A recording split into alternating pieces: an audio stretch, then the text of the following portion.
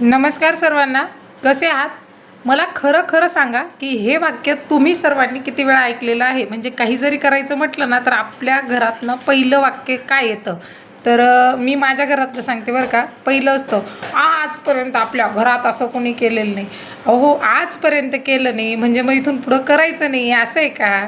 ठीक आहे ना, नसेल केलं कोणी, त्यांना नसेल इंटरेस्ट, पण आम्हाला आवडतं म्हणून आम्ही ते कांड करणार. आणि फक्त एक आहे, काही करा, चांगलं करा, मेहनतीने करा आणि दोन गोष्टींचा महत्त्वाचा विचार करा. सगळ्यात पहिली गोष्ट की जे पण करण्याचा निर्णय घेत आहे त्याच्यासाठी अथक परिश्रम घेण्याची तयारी ठेवा. आणि दुसरं की त्याच्या परिणामांचे म्हणजे दुष्परिणाम इतके व्हायला नको की आपल्या परिवाराला कुठेतरी मान खाली घालायला लागेल किंवा आपल्यामुळे त्यांना अपमान भोगायची वेळ येणार नाही.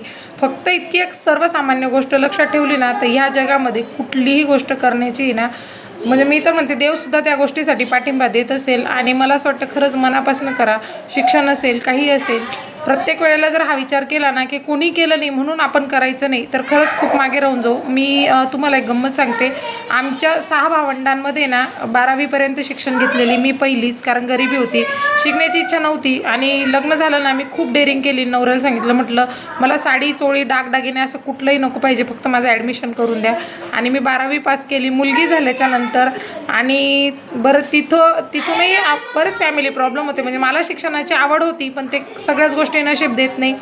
त्यानंतर दुसरी गोष्ट होती गाडी शिकायची.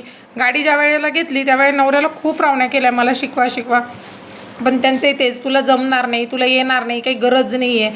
पण मला का माहीत नाही, वाटलं ती गोष्ट करावीशी आणि मी केली.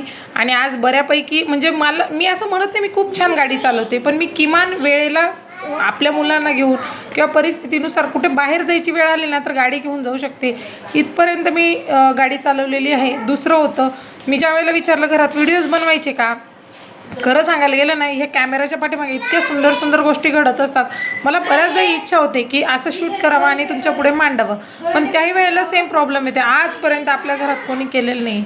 मग ठीक आहे ना, आजपर्यंत नसेल केलं पण मला वाटतंय ना म्हणून मी ते करते. आणि मला असं वाटतं की मला फक्त इतकंच वाईट नाही करायचं आहे की कोणाला माझ्यामुळे अपमानाने मान खाली घालावी लागेल. आणि म्हणून मग मी हा प्रयत्न चालू केला आहे. ज्या दिवशी घरातल्यांना त्या गोष्टी पटतील तर तेही नक्कीच मला सपोर्ट करतील असं वाटतं. तर तुमच्या घरात असं काही झालं आहे का जे कुणीच नाही केलं आणि तुम्ही केलं? मला कमेंट बॉक्समध्ये नक्की सांगा. ठीक आहे, थँक्यू.